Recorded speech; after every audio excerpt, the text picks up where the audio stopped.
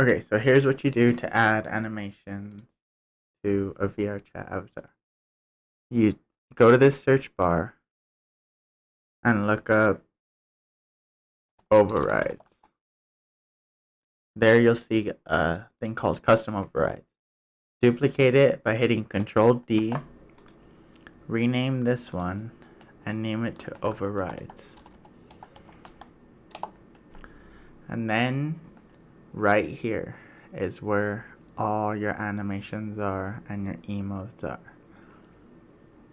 And I don't know exactly like which Shift F key goes to which one. I'll find that out for you. But here's where you can do them all. You can drag them all in. You have an animations folder somewhere in here.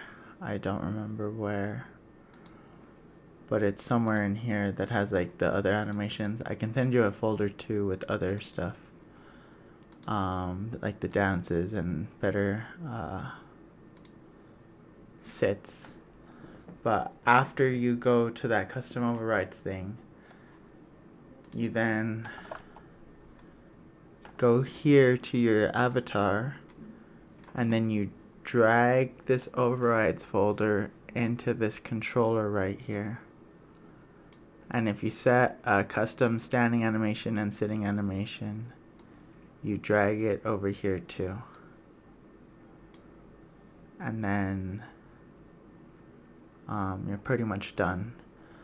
Oh yeah, I don't know if you knew this, but if you wanted to make an avatar that was plain and then you wanted to, switch it up to do that other thing, all you hit is detach here.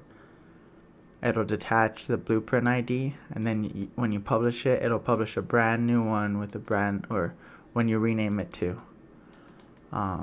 Just thought you should know that as well. Anyways, there you go.